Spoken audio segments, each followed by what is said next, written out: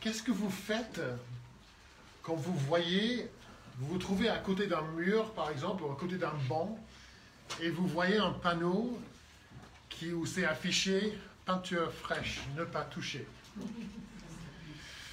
Vous vous promenez peut-être à la campagne et vous vous trouvez à côté d'une clôture électrifiée et un panneau qui dit « Danger, ne pas toucher ».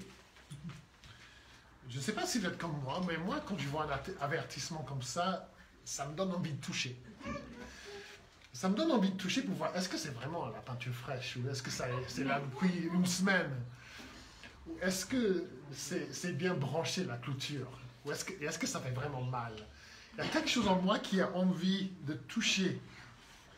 Et je pense qu'il y a quelque chose en l'être humain qui nous fait croire que les avertissements que nous entendons sont quand même un peu exagérés. C'est pas si grave que ça. Ce qu'on nous avertit, c'est pas si grave que ça. Le panneau dit cela, mais est-ce vraiment vrai? Moi, j'ai des doutes. On nous dit, ne nagez pas ici, c'est pas bien de nager ici, c'est pas surveillé. Oui, mais moi, je ferai attention. Ne roulez pas au-dessus de la limite de vitesse. Oui, mais moi, je ferai attention. Les avertissements, c'est plutôt pour les autres. Moi, ça va aller. Et puis, les personnes qui achètent leurs cigarettes, qui voient les avertissements, oui, mais moi, ça va aller. Vous voyez, on voit les avertissements, mais est-ce qu'on les prend au sérieux? Et quand on lit la Bible, il y a de nombreux exemples des avertissements donnés par Dieu et les gens qui disent bah, c'est pas si grave que ça. Dieu, il exagère. Adam et Ève, Dieu leur avait dit ne mangez pas le fruit de cet arbre. Le jour, il a dit à Adam, le jour où tu en mangeras, tu mourras. Et Adam n'a pas cru. Adam a dit, bah non, je ne veux pas mourir. Je veux manger, je n'écoute pas l'avertissement. Le fils d'Adam et Ève, Caïn, Dieu lui avait dit, attention, cette amertume, cette colère, cette jalousie cherche à dominer dans ta vie, fais attention. Caïn n'a pas écouté l'avertissement. Il a fini par tuer son frère. Et dans le passage devant nous ce matin, il y a un avertissement. Jésus dit à ses disciples en général et à Pierre en particulier qu'ils vont chuter très bas. C'est une terrible nouvelle que Jésus leur annonce. C'est une nouvelle qui les perturbe énormément. C'est une terrible prophétie de la part de Jésus. Alors qu'est-ce qu'il faut faire quand on entend de telles choses? Comment réagir quand on entend de tels avertissements ou de telles prophéties? Jésus, le Fils de Dieu, notre Maître, il vient de nous dire qu'on va chuter. Comment est-ce qu'on doit réagir? Qu'est-ce qu'on doit faire? Qu'est-ce que vous auriez fait si vous aviez été un des disciples? Qu'est-ce que vous faites quand Dieu vous dit des choses que vous n'aimez pas écouter? Vous n'avez pas forcément envie d'entendre. Qu'est-ce que vous faites? Qu'est-ce que vous devriez faire? Et je vais regarder ce passage en deux parties avec vous ce matin. La première partie, c'est l'avertissement prophétique de Jésus. Et la deuxième partie, c'est la présomption de Pierre et des disciples. Et bien sûr, notre but, ce n'est pas de critiquer Pierre et des disciples, parce que si nous sommes honnêtes, nous devons dire que nous aurions fait exactement la même chose que les disciples. Donc, le but, ce n'est pas de les critiquer. Le but, c'est de voir comment Dieu nous dit des choses et comment nous devons réagir quand Dieu nous dit des choses que nous avons du mal à entendre. La première chose, c'est l'avertissement prophétique de Jésus, c'est dans les versets 27 et 30. Et nous voyons d'abord que c'est un avertissement choquant. Un avertissement choquant. Jésus leur dit, vous trouverez tous une occasion de chute. Certaines traductions ajoutent « à cause de moi ». Il y a des manuscrits qui ont cette petite phrase-là. Matthieu, dans l'évangile de Matthieu, dans son récit, il dit « je serai pour vous tous cette nuit une occasion de chute ». Donc Jésus fait un lien direct entre lui et la chute des disciples.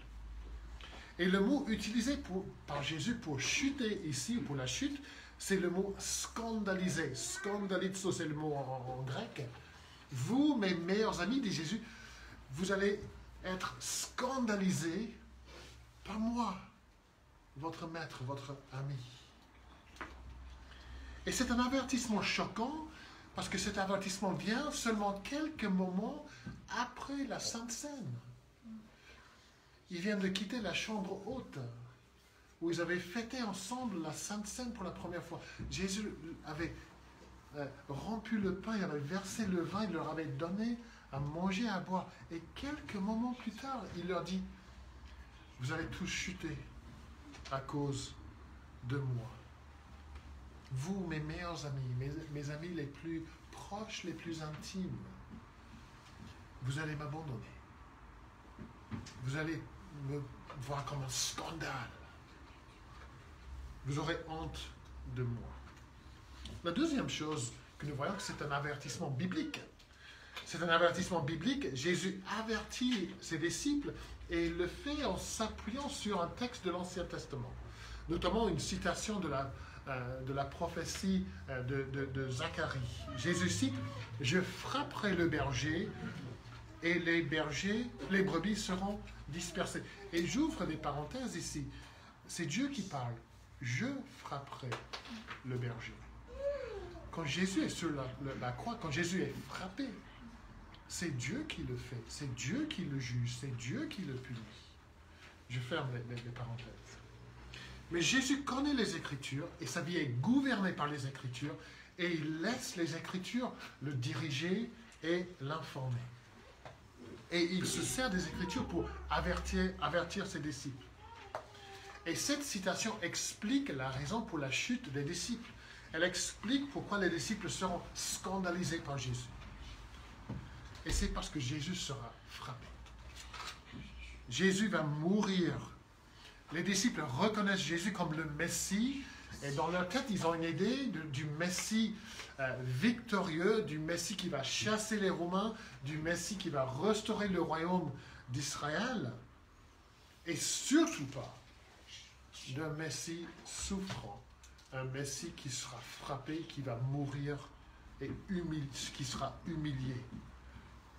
Jésus leur explique ce que la parole de Dieu dit sur lui et ils sont scandalisés par la parole de Dieu, par ce Messie souffrant. Les disciples refusent d'accepter cette parole.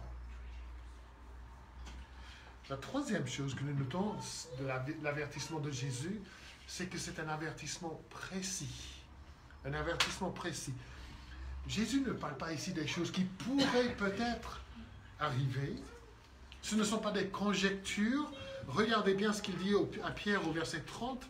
En vérité, je te le dis, aujourd'hui, cette nuit même, avant que le coq chante 2 fois, toi, tu me renieras. Donc, il est bien précis en ce qu'il dit. Il aurait du mal à être plus précis. Il aurait pu dire où ça allait se passer, mais à part ça, il n'aurait pas pu être plus précis que ça. D'abord, il dit à Pierre que ce qu'il dit, c'est vrai. Il dit en vérité. En vérité. Et Pierre avait déjà entendu ces paroles plusieurs fois de la bouche de Jésus. En vérité, je te le dis. Et quelques jours auparavant, Pierre avait reconnu Jésus comme le Messie, le Fils de Dieu. Donc le Messie, le Fils de Dieu, dit la vérité à Pierre, il ne veut pas écouter. Et puis, il précise que c'est à Pierre qu'il parle. Je te le dis, toi, tu me renieras. Il lui dit précisément quand il va le faire. Aujourd'hui, cette nuit même, avant que le coq chante 2 fois. Ni Pierre, ni les autres disciples ne peuvent dire que Jésus n'a pas été clair. Ah, on n'avait pas compris. Des fois, les enfants, quand ils n'ont pas fait ce qu'on leur demande, ils disent « Ah, je n'avais pas compris ». Les disciples ne peuvent pas dire ça. Ils avaient bien compris, c'est pour ça qu'ils ont réagi avec une telle violence. Son avertissement montre que Jésus connaît très bien le cœur des disciples. Il sait de quoi il parle, mais les disciples refusent de l'accepter. Ils refusent d'écouter. C'est un avertissement choquant, biblique et précis.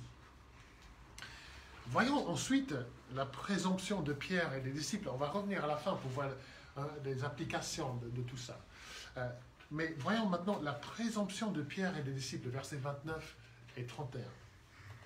Qu'est-ce que Pierre fait en répondant à Jésus au verset 29 et 31? Il y a deux choses principales. D'abord, il contredit le Fils de Dieu. Il contredit le Fils de Dieu. Au chapitre 8, je viens de le dire, de l'évangile de Marc, Jésus pose la question à ses disciples, « Et vous, qui dites-vous que je suis ?» Et c'est Pierre qui répond, « Toi, tu es le Christ, le Fils de Dieu vivant. » Et quelques chapitres plus tard, ce même Pierre parle à ce même Jésus,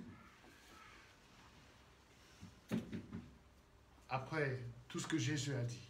Et ce même Pierre qui avait dit, « Tu es le Christ, le Fils de Dieu vivant », regarde Jésus droit dans les yeux et dit, « Non, tu te trompes. Moi, je comprends mieux que toi, Jésus. » Ce n'est pas la première fois que Pierre le fait. Vous vous souvenez de Marc 8, 32 ?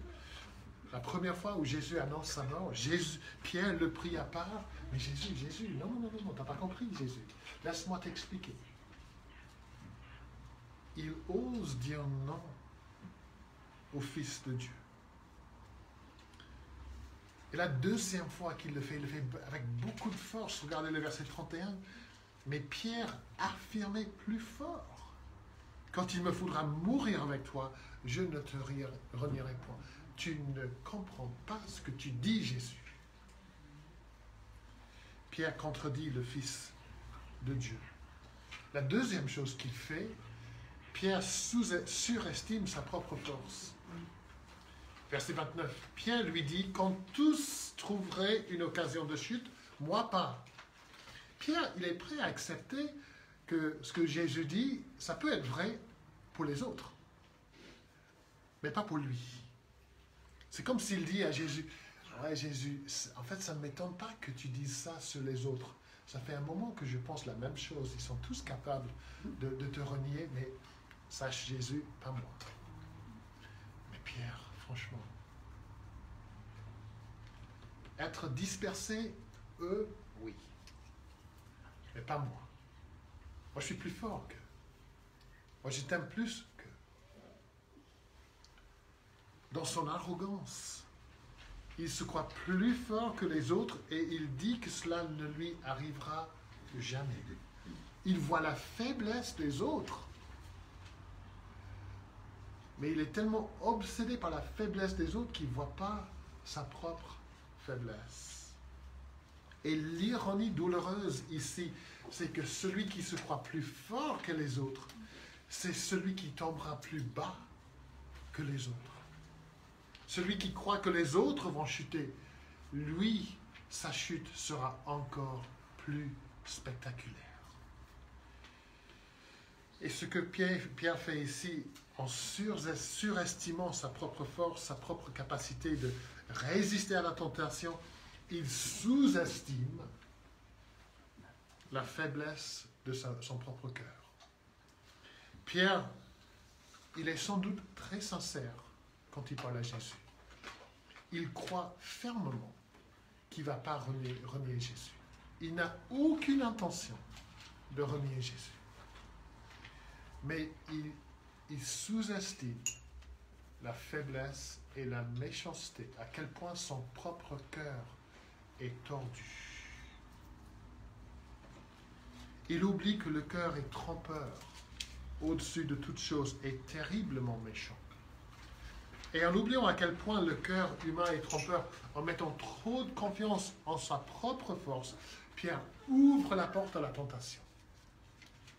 Il ouvre la porte à l'orgueil spirituel, et on connaît bien la suite. peu de temps après, malgré ses protestations, malgré tout ce qu'il a dit ici, malgré sa confiance, il renie le Seigneur 3 fois. Lui qui a dit qu'il était prêt à mourir pour Jésus, n'est même pas prêt à dire qu'il le connaît. Pierre surestime sa propre force. L'avertissement de Jésus est choquant, il est biblique, il est précis, et la présomption de Pierre et de ses disciples, ils contredisent Dieu, ils surestiment leur propre force. Alors, quelle application pour nous? Qu'est-ce que nous pouvons apprendre de ça? Je pense que quand nous lisons ce passage, il y a 3 questions que moi je dois me poser, 3 questions que vous devez vous poser. Première question, suis-je prêt à accepter les choses difficiles que Dieu me dit? Suis-je prêt à accepter les choses difficiles que Dieu me dit? Je ne connais personne qui aime entendre des reproches et des avertissements. Personne. Je connais très peu de gens qui réagissent bien quand ils entendent des reproches et quand on leur parle de leur faiblesse et de leur faute. Très très peu de personnes. Et je connais beaucoup de gens qui réagissent avec violence quand on leur dit qu'ils se trompent, quand ils entendent des critiques. Alors, où êtes-vous dans ces groupes? Comment est-ce que vous réagissez quand la parole de Dieu vous parle de vos faiblesses et de vos fautes? Et Dieu, dans sa parole, nous dit des choses qui choquent, des choses qui gênent, des choses qui font briller la lumière de la parole de Dieu sur le péché de notre vie. Comment est-ce que nous réagissons? Dieu vous connaît très bien. Dieu connaît votre cœur. Il n'a pas peur de vous dire des choses, des fois dures, pour votre bien. Êtes-vous prêt à accepter ce que la parole de Dieu vous dit? Il est trop facile d'écouter la parole ou de lire la parole et de penser à comment on pourrait l'appliquer à d'autres personnes.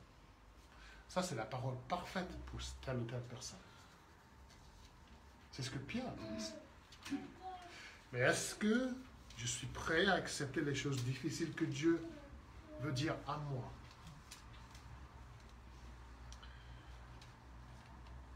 Acceptez-vous que la parole, ce que la parole dit sur vos faiblesses? Êtes-vous prêt à vous soumettre à la parole, à y obéir? Acceptez-vous de vous humilier devant la parole de Dieu? C'était quand la dernière fois que vous avez dit à Dieu, Dieu, tu as raison, il faut que ça change dans ma vie. Il faut que j'arrête de faire ça, il faut que je commence à faire ça. C'était quand la dernière fois que vous vous êtes soumis à la parole de Dieu? Et si vous n'êtes pas encore chrétien, est-ce que vous êtes prêt à accepter l'avertissement de la parole de Dieu où on dit il n'y a sous le ciel aucun autre nom qui a été donné parmi les hommes par lequel vous devez être sauvés? Quand Dieu vous dit des choses que vous trouvez choquantes, comment réagissez-vous? Quand il vous dit en vérité, je te le dis, si un homme ou une femme ne naît de nouveau, il ne peut voir le royaume de Dieu. Non mais sérieux? Oui, sérieux. Faites-vous comme Pierre et les disciples qui ont refusé d'écouter, refusé d'accepter l'avertissement de Dieu. Dieu se trompe-t-il? Est-ce que vous comprenez les choses mieux que Dieu? Vous voyez les choses mieux que Dieu? Dieu n'a pas peur de nous dire des choses qui font mal au début, mais qui sont pour notre bien. Il n'a pas peur de nous dire la vérité. Il le fait pour notre bien. La question que nous devons se poser, c'est est-ce que je suis prêt à accepter ce qu'il me dit? Deuxième question. Est-ce que je reconnais que je peux tomber très loin, très vite? Est-ce que je reconnais que je peux tomber très loin, très vite? Ce passage devrait faire trembler chaque disciple de Jésus-Christ. Personne ici ne devrait penser, même si les autres l'abandonnent, moi pas. Moi, je ne renierai jamais le Seigneur. Ces disciples viennent de passer 3 ans, avec Jésus. Ils viennent de participer à la première Sainte Seine avec lui. S'il est possible pour eux de chuter, pour eux de se tromper terriblement, est-ce que nous allons dire que ce n'est pas possible pour nous? Il est possible pour chacun d'entre nous de jouir d'une communion très proche avec Jésus, avec son peuple. Pourtant, peu de temps après, n'importe qui parmi nous peut agir comme si on ne connaît pas le Seigneur.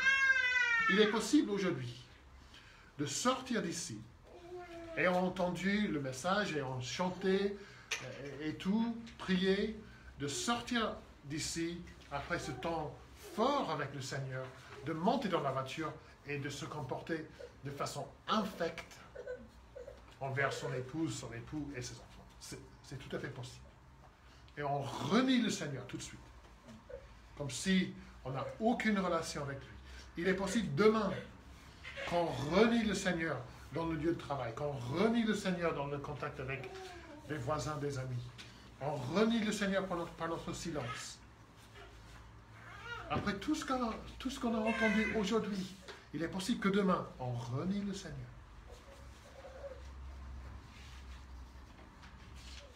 Est-ce que je reconnais que moi, je peux tomber très loin, très vite? Dans 1 Corinthiens 10, nous lisons que celui qui pense être debout prenne garde de tomber. Et dans Proverbe 28, nous lisons « Celui qui a confiance dans son propre cœur est un insensé. » Moi, je ne chuterai pas. Adam et Ève l'ont fait. Abraham l'a fait. Noé l'a fait.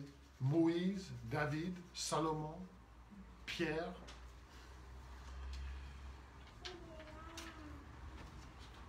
Alors, que faire pour ne pas chuter? Que faire pour ne pas abandonner Jésus? Pour ça, il faudrait toute une série de prédications. Qu'est-ce que Pierre et les disciples auraient dû faire ici? D'abord, ils auraient dû prendre l'avertissement de Jésus au sérieux. Ils auraient dû reconnaître que Jésus leur dit la vérité, qu'ils ne sont pas si forts qu'ils aimeraient croire. Ils auraient dû cacher cette parole de Jésus dans leur cœur afin de ne pas pécher contre lui, afin d'éviter les lieux et les situations où ils pourraient être tentés de chuter. Ils auraient dû se jeter aux pieds de Jésus en disant « Seigneur, garde-nous, protège-nous, évite, Seigneur, qu'on s'éloigne de toi. » Ils auraient dû prier « Ne nous laisse pas entrer dans la tentation, délivre-nous de ce mal terrible. » Mais il n'y a pas de prière, il y a juste de l'arrogance. Ils ne demandent pas de l'aide, il n'y a aucune vigilance spirituelle. Et ils chutent dans un péché grave. Je pourrais prêcher toute une série de prédications sur comment éviter ces chutes dramatiques, spectaculaires. Mais cette lutte commence quand je reconnais que mon cœur est trompeur. Cette lutte commence quand je reconnais que moi je suis capable d'aller très très loin de Dieu. Et la dernière question qu'on se pose, parce qu'il reste un verset qu'on n'a pas encore regardé. Est-ce que je me prive de paix et de joie parce que je n'écoute pas les promesses de Dieu? Est-ce que je me prive de paix et de joie parce que je n'écoute pas les promesses de Dieu? Ce que Jésus dit ici, ce n'est pas simplement un avertissement. Il y a un avertissement, il y a une prophétie. Mais Jésus ne s'arrête pas au verset 27 avec la désertion des disciples. Jésus annonce sa mort, il annonce qu'ils vont le quitter, ils vont l'abandonner. Mais il annonce aussi sa résurrection. Regardez le verset 28 qu'on n'a pas encore vu. Mais, dit Jésus, après ma résurrection, je vous précéderai en Galilée. Après avoir prédit leur chute, Jésus cherche à encourager ses disciples. La première parole de Jésus attriste les disciples. Cette deuxième parole de Jésus sert à les fortifier, à les encourager. Le problème, c'est qu'ils ne l'écoutent pas. Ils réagissent avec une telle violence contre la première parole qu'ils loupent complètement la deuxième parole de Jésus. Et en faisant cela, ils se privent de paix et de joie et de consolation.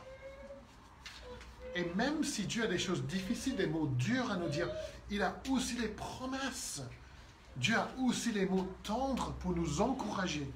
Il promet de nous garder, il promet de ne jamais nous abandonner. Il promet de nous donner un moyen de nous échapper à la tentation. Il dit que nous serons tentés. Et là, on peut commencer à paniquer, mais non. Dieu promet de pouvoir un moyen de nous échapper de la tentation. Il promet de nous donner la grâce pour toutes circonstances. Il promet, comme le fait Jésus, de nous accompagner en Galilée. Galilée, c'est là où vous habitez. C'est là où vous travaillez. C'est là où vous passez votre vie, vous menez votre vie. Jésus promet d'être là. Est-ce que je laisse les promesses de Dieu pénétrer dans mon cœur, dans mon esprit, pour me fortifier, pour me donner la paix, la joie, pour me consoler? Je donne des exemples. Nous entendons que le salaire du péché, c'est la mort. C'est terrible. Et si on n'entend que ça, on peut sombrer dans le désespoir. Mais le verset continue. Mais le don gratuit de Dieu, c'est la vie éternelle en Jésus-Christ. Ça, c'est une promesse. Mais si on n'entend pas la promesse, on reste dans le désespoir. Jésus nous dit dans Jean 16, « Dans ce monde, vous aurez des tribulations. » Ah, terrible. Ma vie sera une vie de tribulation. Comment est-ce que je vais me débrouiller? Comment est-ce que je vais vivre cette vie? Ce que Jésus dit est vrai, c'est un avertissement, mais il continue. Mais prenez courage, j'ai vaincu le monde. Et si on n'entend pas ça, on reste dans le désespoir, on reste dans la panique, dans la crainte, dans la peur. Je ne sais pas si vous êtes comme moi. Souvent, je n'écoute pas jusqu'au bout des messages. Si vous avez un message à votre répondeur, est-ce que vous écoutez bien tout le message? Est-ce que si vous avez un long message, est-ce que vous le lisez jusqu'au bout? Vous recevez un courriel. Je lis vite et souvent je loupe des éléments du message. Et ça peut avoir des conséquences catastrophiques. Je crois avoir tout compris, mais je loupe, je rate un peu un bout à la fin.